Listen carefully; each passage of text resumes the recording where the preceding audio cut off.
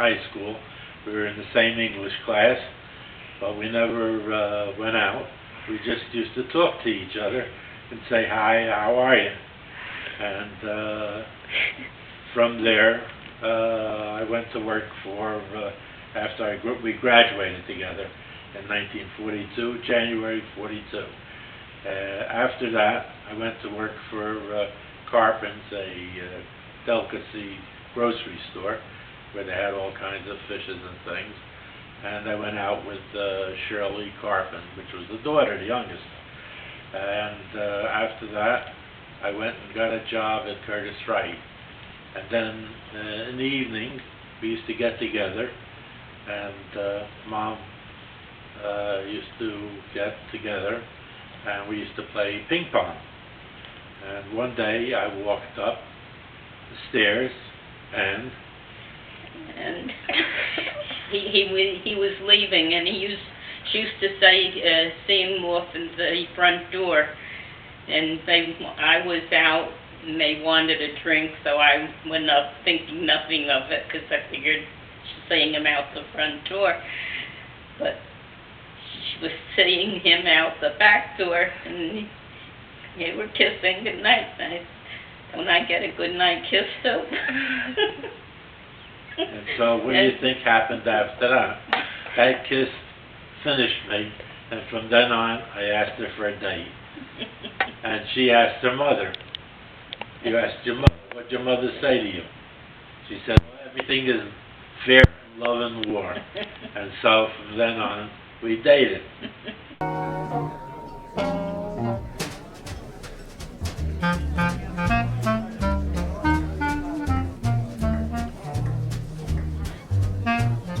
Then I went to work for another Curtis Wright, and from there I joined and went into the Air Corps. And then I sent letters to Grandma that I wanted to, that I loved her, and so on and so forth, and sent one letter when I traveled from Florida to Colorado, about 30 pages on both sides. But all the letters are destroyed. I could not show them to anybody because there was too much sex.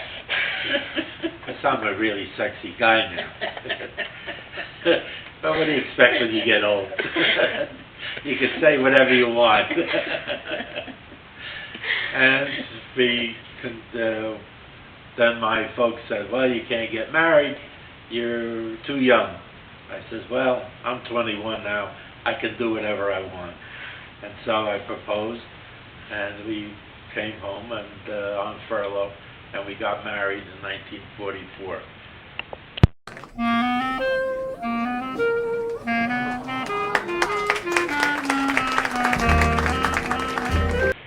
Okay, we went to the rabbi's house because it was during wartime, and we only had a short period for the furlough. So we had the ceremony, and then my brother and sister-in-law took us to New York and took us out for dinner, and then took us to the Hotel Pennsylvania. My brother said to me, just take it easy. I guess he meant, you know. And so we went up to the hotel, and they said they had no room. And finally said, well, our friends must have canceled the room. So the clerk there said, I'll find you a room. So he found us a room. And we went out to a show first, and then we went up to the room. And naturally, I went in to get undressed, and in service, nobody wore pajamas or anything. And so I came out, and guess what? My wife was blushing and was in shock because I was naked. So how else do you go in service? From there, the furlough was over, and then we went to Florida.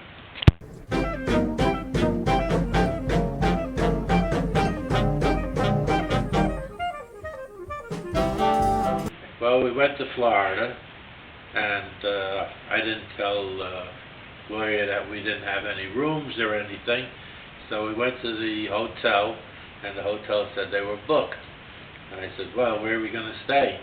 So the fellow says, well, I have 2 cots over there, and we'll get the cots, and you can sleep on the cots. So for 3 days, we slept on the cots. 2 separate cots. Can you imagine on your honeymoon on the cots? Well, that was us. About 2 weeks later, we were able to get an apartment, a duplex with another couple. We each had our own individual apartments. And that's where Grandma learned how to cook. On a kerosene stove. Real modern. And even bacon had a little oven on top of the kerosene stove.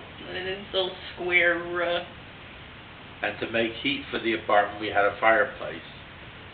And then, if you lived in Florida, you would know that if you opened the bathroom door when it was dark, all the cockroaches and spiders would all go away. And Grandma got used to it. She used to be scared in the beginning, but after a while she got used to it. And that was our Florida trip.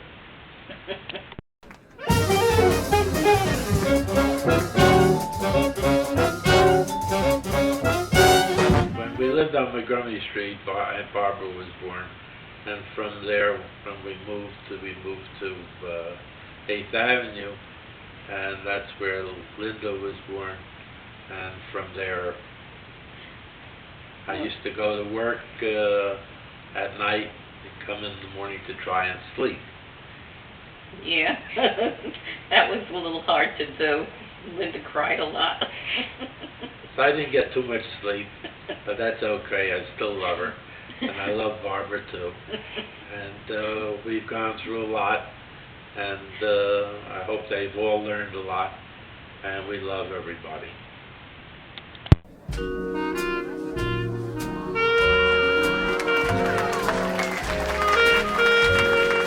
There's a story about a megaphone.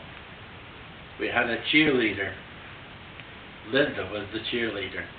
And so I said I would sing to them in the morning if they didn't get up. But I didn't tell them I was going to use the megaphone.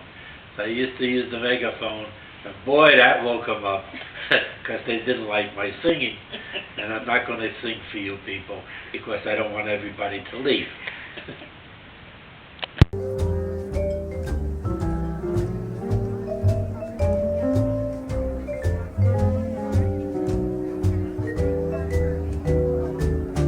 On the 25th anniversary, we went on the Oceanic for a cruise.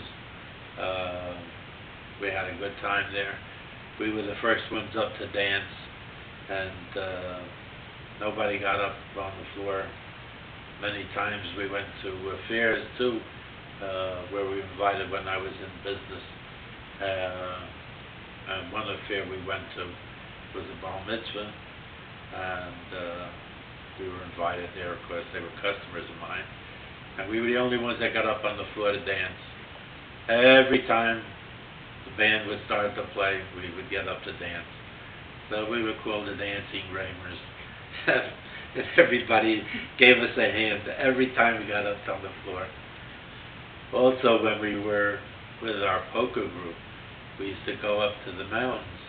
We used to play cards, and I was in charge of taking the money on the side, and we'd accumulate enough money there that we were able to go to the mountains. There was 7 couples, and when we went up to the mountains, we would be the first ones to leave the table and go out dancing, and the rest of them would just sit at the table and say, "Oh, there go the Ramers again." And we used to dance all the time, and we had a wonderful time.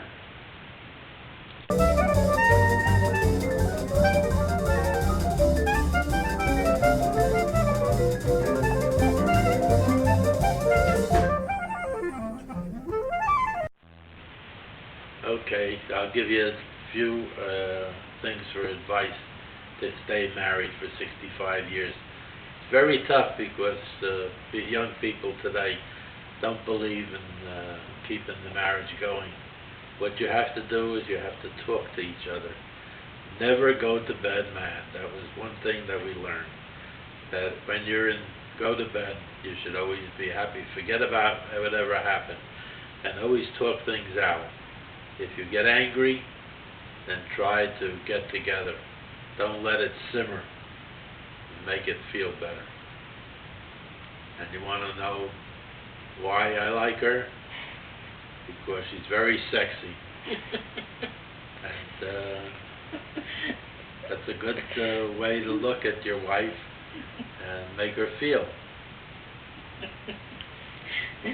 What can I say? I fell in love with the guy.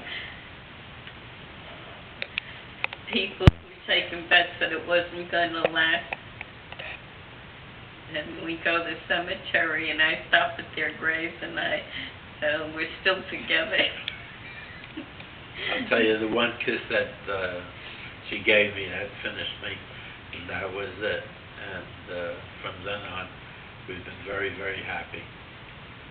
And I hope everyone here should continue on and have their marriage as long as 65 years.